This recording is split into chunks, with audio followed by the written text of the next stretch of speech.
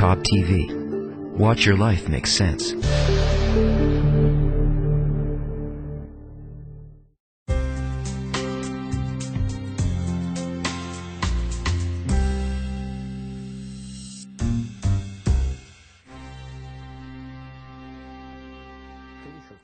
Is an extension of your tool, of your attitude towards the world.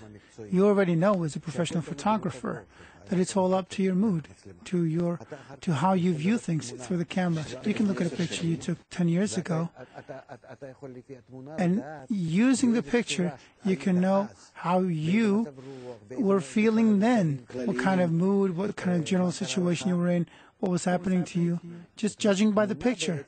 So the picture really reflects you in the situation at the time you were filming, you were shooting. You don't see the trees or people's faces or the buildings.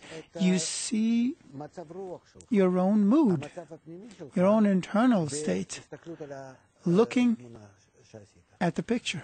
This is true. It's very true. Yeah, it's very true. There's no doubt about that. Yeah, no doubt. Absolutely. So you're coming close to constantly photographing yourself, not the world. This is true. No, this is absolutely true. And even when, I know this when I actually go to photograph.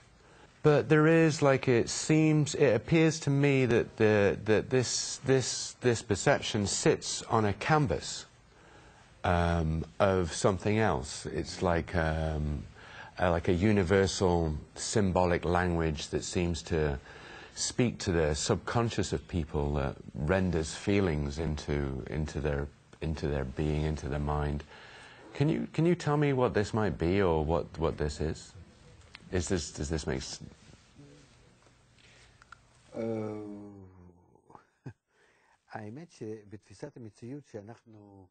When we attain the perception of reality through Kabbalah, we see that, as you said, the world is a kind of a blank page. There is no world. There is no reality.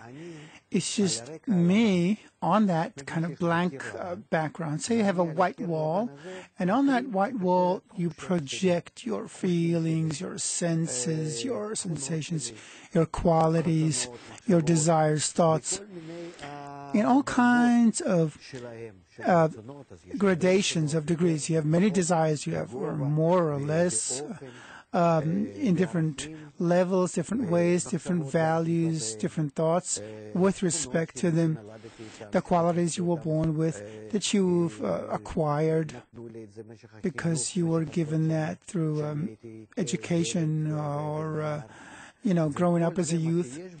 And everything that you have, your internal world, is projected on that white background, that wall. And because you're made internally of qualities that are called still, vegetative, animate, and speaking, and that's how you see your qualities outside of you. So that's why reality seems to me, the outside reality seems to me like it's divided into these four parts: still, vegetative, animate, and human. But in truth, it's all in me.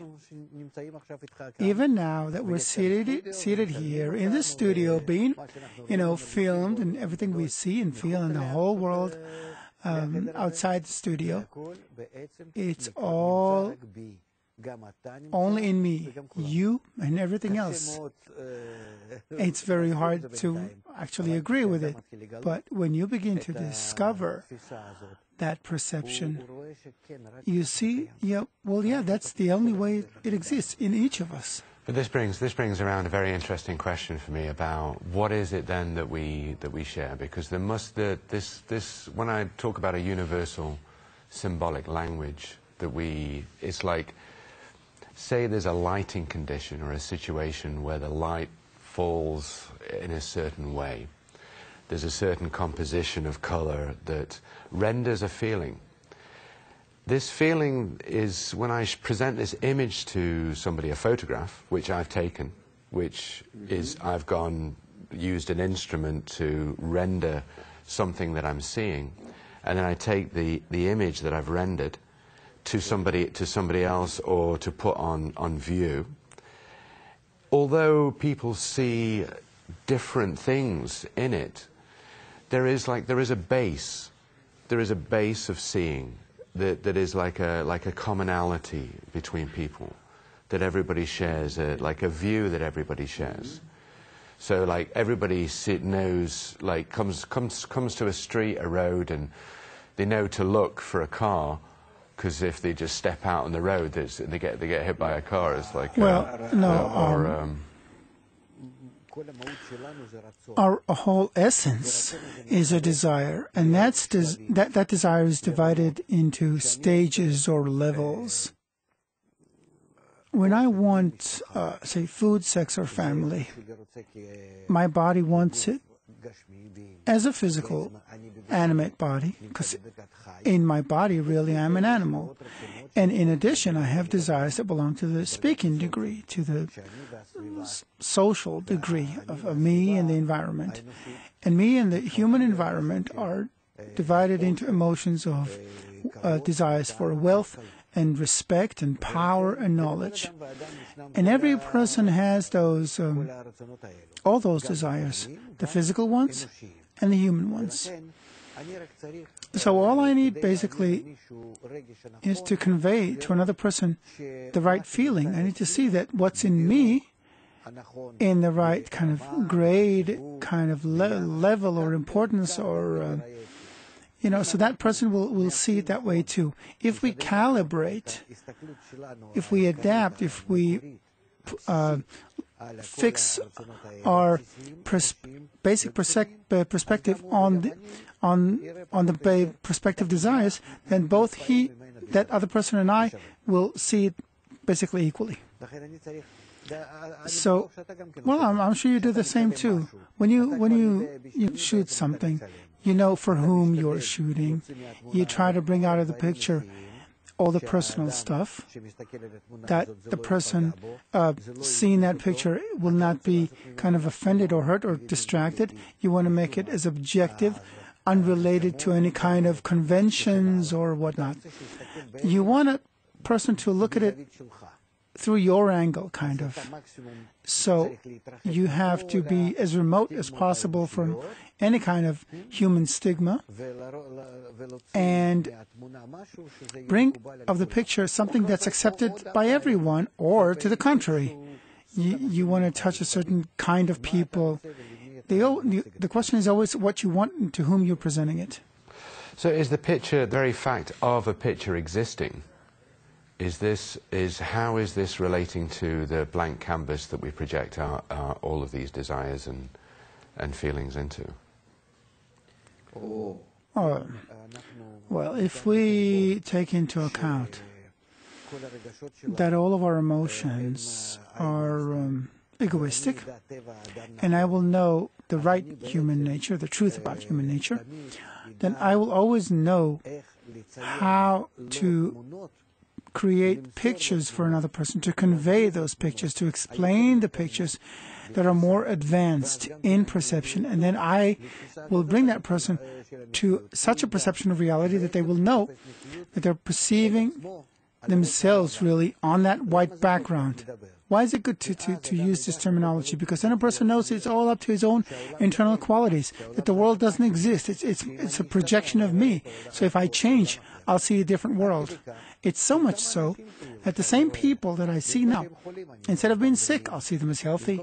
Instead of being poor, I'll see them as rich. But if it's that. If you see, if we went into like Brooklyn, into like a poor part of Brooklyn, and we saw them as being rich, would they then see themselves as being rich, or would richness appear around them? I know that there's something that connects, but there's like in terms of. No, we're not talking about some psychological exercise.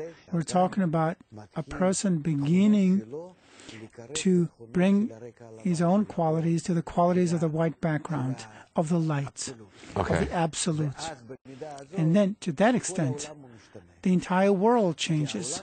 Because the world, again, is the perception of reality where as you take your pictures, which are a contrast between white and black, well, in between you have many colors, but at the end of the day, it's black and white. And with these two colors, you build the entire picture, the composition, the blending between them. And through it, you want to show all kinds of ways of, a person's internal qualities. And in the picture, everything is about the connection between black and white. So that's how you bring everything, through that connection. You want to explain people's qualities, but in the end, you've got these two colors where in the connection with them, you express it. People's grief and joys and fantasies and their insights, past and future, everything. You bring it with two colors, and with that you picture everything. And that's what Kabbalah says too. We only have two things: our desire, which projects itself over a white background, the background of the light. The light is the giver and the loving, the absolute. And to the extent that our desires are closer to the light, these desires create a more perfect form of the world.